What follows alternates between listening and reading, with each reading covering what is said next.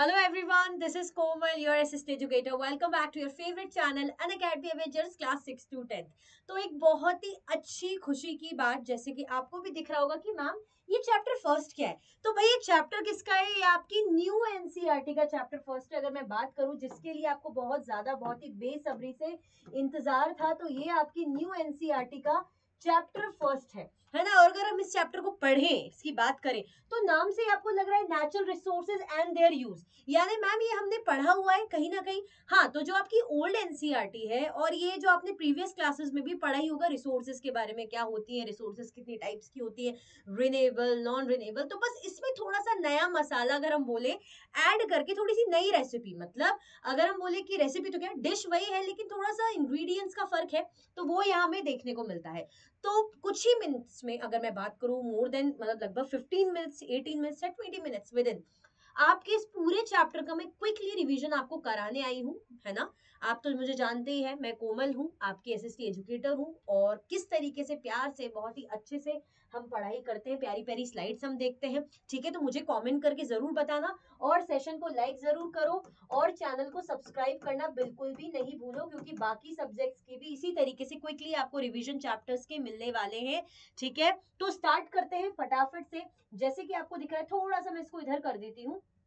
तो meaning of nature, अगर हम बात करें मैम नेचर का मीनिंग क्या होता है, तो हम बोलते हैं ना अरे नेचर कितना सुंदर है। तो हम नेचर यूजुअली जब हम बर्ड्स को देख रहे होते हैं, हम ट्रीज को देख रहे होते हैं, हम रिवर्स को माउंटेन्स को देख रहे होते हैं, तो हमारे माइंड में ये आता है ना कि यार नेचर कितना सुंदर है, कितना प्यारा है नेचर, है ना। हमारा नेचर कितना अच्छा है, पहाड़ देखने को मिलते हैं, सुंदर सुंदर जो है पक्षी है, सुंदर सुंदर जो है एनिमल्स हमें देखने को मिलते हैं। तो दैट मीन्स नेचर यानी totality of life forms and non life forms, दोनों को मिला के। लाइफ फॉर्म्स यानी जो लिविंग बींग्स अगर हम बात करें, जो सांस ले सकते हैं, जो मूव कर सकते हैं, है ना, जो आवाज कर सकते हैं, बेसिकली लिविंग बींग्स, है ना। जीव जंतु जैसे हमारे क्या हो गए, हमारे इसमें प्लांट्स आ गए, एनिमल्स आ गए, ह्यूमंस आ गए, हम भी आएंगे भाई, इंसेक्ट्स आ गए, बर्ड्स आ गए। तो ये मूव कर सकते हैं, जो है ग्रो कर सकते हैं, वॉइस निकाल सकते हैं। तो ये क्या है आपकी, अगर हम बात करें आपके लाइफ फॉर्म्स है।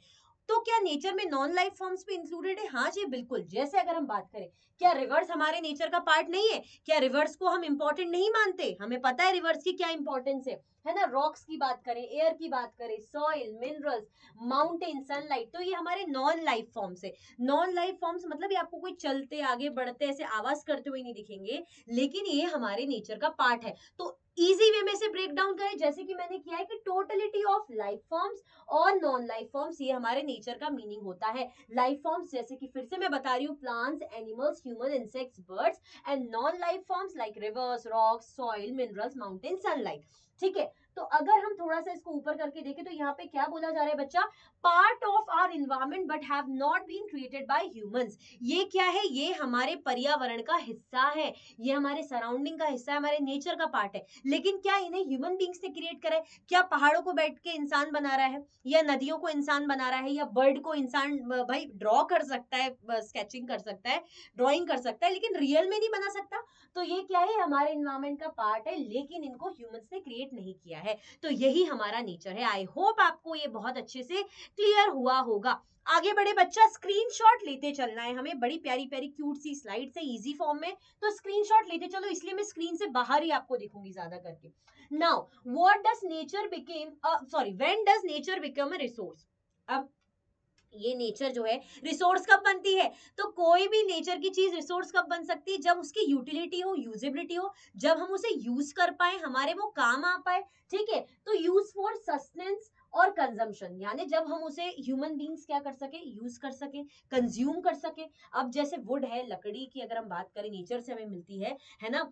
अब लकड़ी से ह्यूमन बींग्स क्रिएटिविटी करके, अपनी स्किल्स का, अपने टाइम का यूज करके उससे फर्नीचर आइटम्स बना रहे हैं, वुड पल्प से पेपर बना रहे हैं, तो क्या हम उसे कंज्यूम नहीं कर रहे, हम उसे कंज्यूम कर रहे हैं। दैट मीन्स वो हमारे लिए क्या बन गई, रिसोर्स बन गई। ट्रांसफॉर्म इनटू यूजेबल थिंग्स, हम क्या करते हैं, जब इन्हें काम की चीजों में ट्रांसफॉर्म करते हैं। ठीक है, अब जैसे कच्ची सब्जियां पेड़ों पे लगी होती है, तो कच्ची सब्जी हम कितना खाएंगे, है ना। पहले के टाइम पे बात होती थी कंद मूल ये सब खा लो, लेकिन आज के टाइम पे, है ना, आदि मानव तो है नहीं, हम इंसान है, तो उसको अच्छी, अगर हमें लेडी फिंगर दिख रही है, पोटैटो लगा हुआ है या कोई और सब्जी दूसरी लगी हुई है, पत्ता गोभी मान लो, कैबेज, कॉलीफ्लावर मान लो, कुछ भी मान लो, अब उसे हम यूज कर रहे हैं, तो हम उसको टेस्ट वगैरह डाल के स्किल्स का यूज करके हम उसे यूजेबल बना रहे हैं, कंज्यूम कर पा रहे हैं, तो किसने दिमाग लगाए? इंसानों ने, यानी हमने।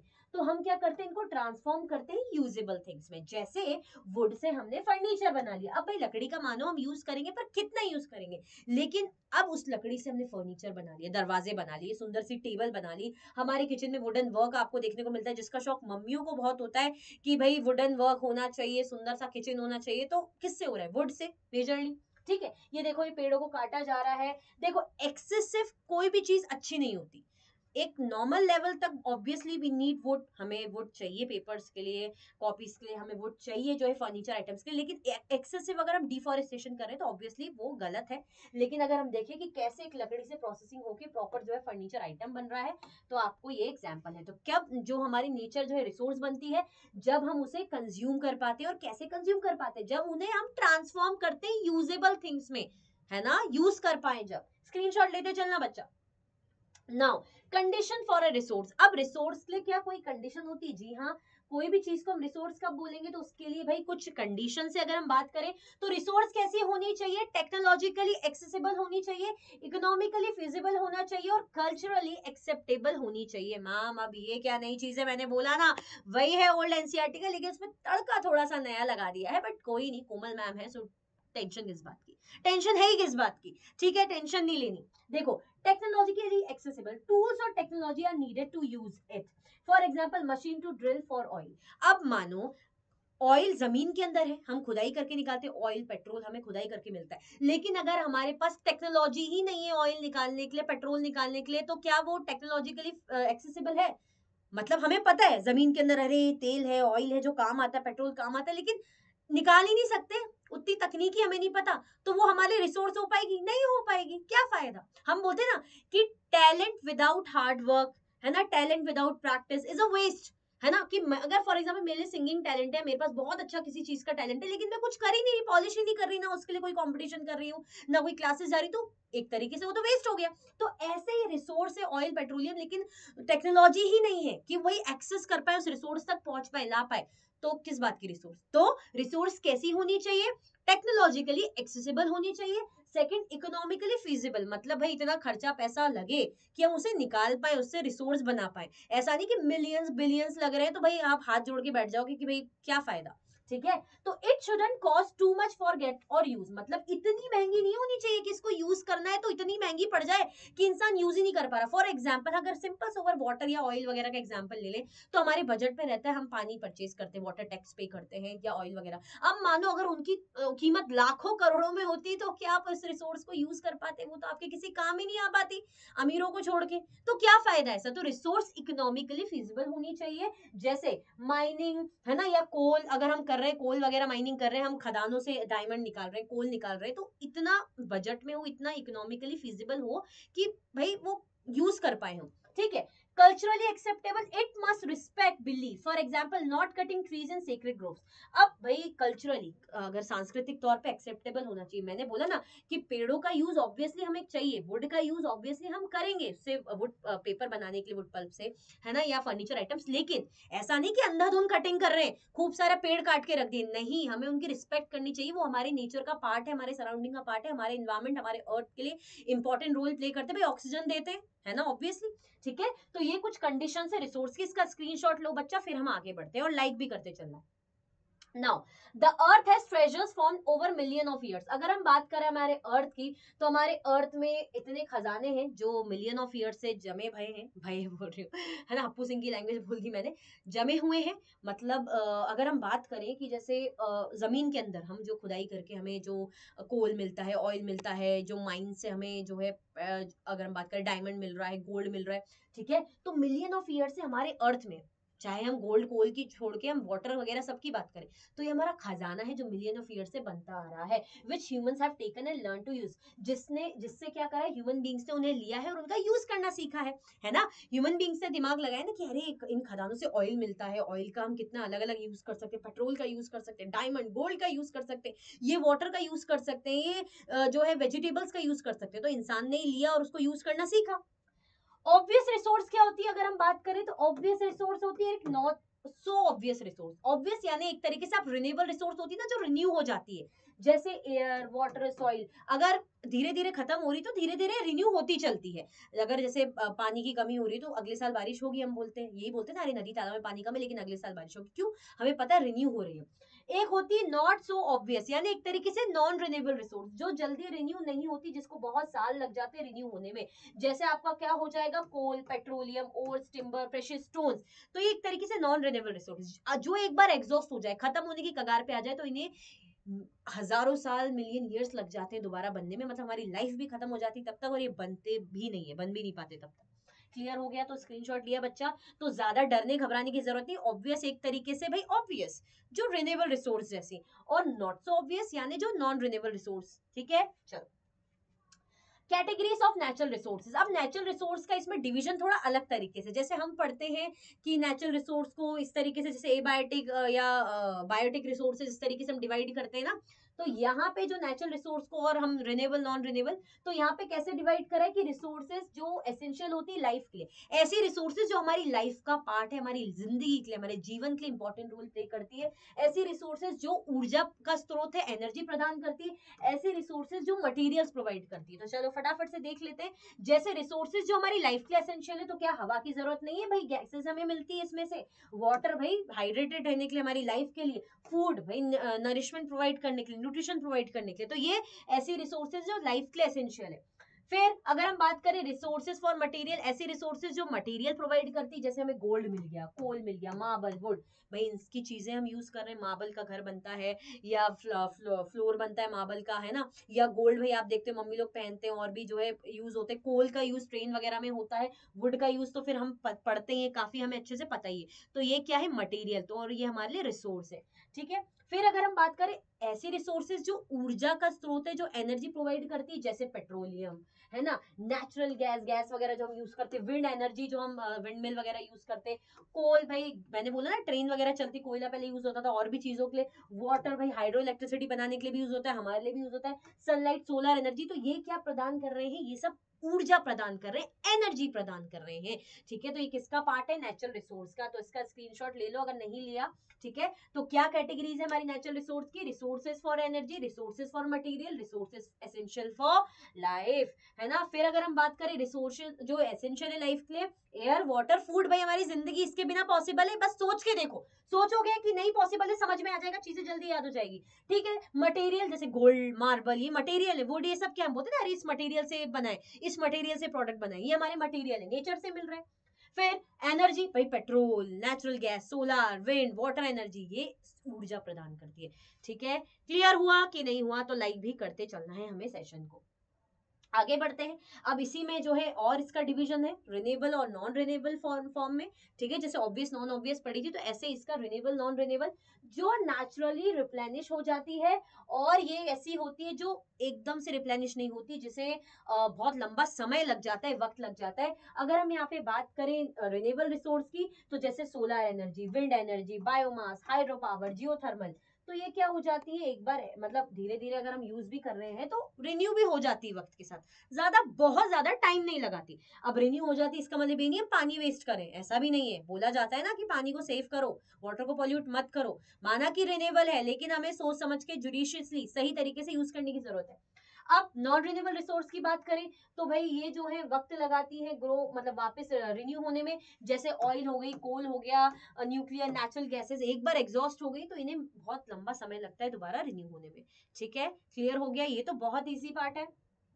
चलो, distribution of natural resources and implication. देखो, जिस तरीके से हमारी नेचुरल रिसोर्स डिस्ट्रीब्यूटेड है, तो आपको भी बहुत अच्छे से पता है इक्वली नहीं है, एक जैसा पानी आपको सब जगह नहीं मिलेगा, है ना। जैसे नॉर्दर्न प्लेन्स की हम बात करें तो वहां पे खूब बढ़िया रिवराइन एरिया है, बेसिन से गंगा ब्रह्मपुत्र, लेकिन क्या डेजर्ट एरिया में है, क्या लद्दाख साइड है, नहीं ना। तो हमें चीजें इक्वली डिस्ट्रीब्यूट होते हुए देखने को नहीं मिलती। अब उनके जो है नतीजे क्या है, तो जैसे अनइवन डिस्ट्रीब्यूशन, तो कई बार ह्यूमन सेटलमेंट भी उसके अकॉर्डिंग होता है कि जहां पानी होगा वहीं पर ही आप रहना चाहोगे। मैं साइड में इसलिए हूँ, दिख इसलिए नहीं रही हूँ ताकि आप स्क्रीनशॉट ले पाओ, ठीक है। ट्रेड को इन्फ्लुएंस करती है, इंटरनेशनल रिलेशंस को इन्फ्लुएंस करती है, कई बार जो है इन रिसोर्सेज के चलते कॉन्फ्लिक्ट्स भी हो जाते हैं दो लोगों के बीच में, है ना। वॉर्स और कॉन्फ्लिक्ट्स की बात करें तो रिसोर्स के कंट्रोल करने के लिए कई बार वॉर हो जाती है कि नहीं ये हमारा एरिया है, हमारी रिसोर्स है, इस तरीके से, है ना। या अगर हम रिसोर्सेज का यूज करना चाहते हैं तो कई बार लोगों का डिस्प्लेसमेंट होता है। फॉर एग्जाम्पल, मेरा गांव है ऐसी जगह पे जहाँ पे गोल्ड माइन है, गोल्ड मिलता है, गोल्ड ओर्स वहां पे। अब वहां पे खुदाई करके गोल्ड निकालने के लिए क्या करना पड़ेगा भाई, हमारे घरों को हटाना पड़ेगा, हमें डिस्प्लेस होना पड़ेगा।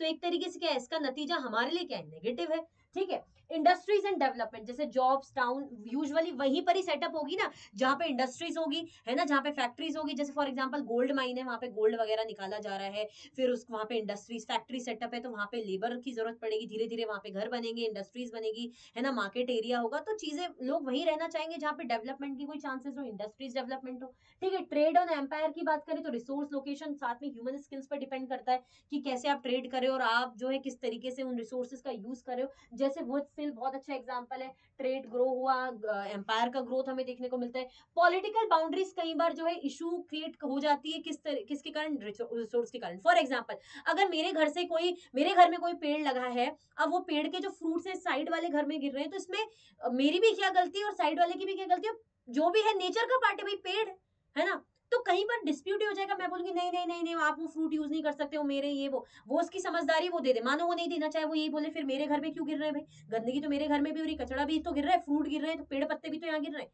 तो कॉन्फ्लिक्ट होता है। तो ऐसे ही जैसे कई बार जो नेचर की बात करें तो बाउंड्रीज इग्नोर करता है, उसको थोड़ी पता कि कौन सी देश किस पार है, कौन सी बाउंड्री के बाद कौन सा स्टेट है, उसको क्या करना है, वो तो नेचर है ना, ठीक है। जैसे एक कावेरी रिवर डिस्प्यूट बहुत ही फेमस है ना, जो अलग अलग स्टेट्स अगर हम बात करें उनके बीच में, पुडुचेरी वगैरह कर्नाटका, यहाँ पे हमें डिस्प्यूट देखने को मिलता है क्योंकि नेचर का पार्ट है भाई, नेचर की चीज कहीं भी जा सकती है, क्लियर। तो ये क्या है, नेचुरल रिसोर्स का डिस्ट्रीब्यूशन अनइवन है और उसके जो असर हमें देखने को मिलते हैं। स्क्रीनशॉट लेते चलो बच्चा, और सेशन को लाइक कर रहे हो या नहीं कर रहे, कंजूसी नहीं होनी चाहिए लाइक में, लाइक करते चलो और कमेंट करके भी बताना है। जैसे देखो ये कोल है, तो आपको कोल अगर हम डॉट डॉट देखें तो अलग अलग जगह पे, ये देखो यहाँ पे खूब कोल है, क्या यहाँ पे हमें कोल दिख रहा है, नहीं दिख रहा। अगर हम बात करें ऑयल की, ये ट्राइंगुलर येलो येलो, तो यहाँ पे हमें देखने को मिल रहा है, क्या हमें ऑयल इस तरफ ज्यादा देखने को मिल रहा है, नहीं। तो इस तरीके से क्या देखने को मिल रहा है कि हाँ भैया रिसोर्सेज अनइवनली डिस्ट्रीब्यूटेड है। अगर ऐसा होता तो कोल अगर यहाँ पे तो बराबर ही बराबर सब जगह रहे ना, नहीं, ठीक है, क्लियर हो गया। चलो, नेचुरल रिसोर्स कर्स, कई बार नेचुरल रिसोर्स हमारे लिए अच्छी होती है, लेकिन अगर हम उसे यूज ही नहीं करना आ रहा, दिमाग ही नहीं लगा पा रहे, तो एक तरीके से वो श्राप है। देखो, अबंडेंट रिसोर्स अगर अनइक्वल टू गारंटीड प्रॉस्पेरिटी, जरूरी नहीं है कि मेरे घर में खूब पानी आ रहा है, खूब पानी आ रहा है, लेकिन मुझे मेरे स्टेट पे खूब पानी है, फॉर एग्जांपल वेजिटेशन है, लेकिन हमारी गवर्नमेंट को यूज ही करना नहीं आ रहा कि उस पानी को सही तरीके से कैसे यूज करें, और लोग बेचारे पानी की कमी से मर रहे हैं, है ना। तो यानी एक तरीके से मुझे यूज ही नहीं करना आ रहा, है ना, गारंटीड प्रॉस्पेरिटी है ही नहीं, भले रिसोर्स अबेंडेंट है, वही बात है ना कि टैलेंट है, लेकिन टैलेंट को यूज ही करना नहीं आ रहा, तो क्या फायदा। Sometimes resource rich regions grow slower, कई बार जो रिसोर्स रिच रीजन्स होते हैं, ऐसे एरियाज होते हैं जहां पे भर भर के रिसोर्स होती है, वो धीरे धीरे ग्रो करते हैं क्योंकि यूज ही करना नहीं आ रहा ना। तो इसको क्या बोलते हैं, रिसोर्स कर्स या पैराडॉक्स ऑफ प्लेंटी, मतलब आपके पास है चीजें लेकिन आपको यूज ही करना नहीं आ रहा। रीजन क्या होता है इसमें, जो है वैल्यू एडेड इंडस्ट्रीज, उनका जो है डेवलपमेंट फिर स्लो होता है ना। कई बार अगर हम बात करें, India avoided largely by developing industries, है ना, जो डेवलपिंग इंडस्ट्रीज हो रही, जो इंडस्ट्री धीरे धीरे डेवलप हो रही है, तो अगर हम देखें चीजों का जो यूज करना भी आना जरूरी है कि बैलेंस एक्सट्रैक्शन विद सस्टेनेबिलिटी। अगर हम जो ये रिसोर्सेज का एक्सट्रैक्शन कर रहे हैं, हमें कोल माइन गोल्ड इन सब की बात कर रहे हैं, तो ऐसा सोचे कि सस्टेनेबिलिटी भी रहे, मतलब फ्यूचर के लिए भी बच पाए, बैलेंस बना के यूज करें।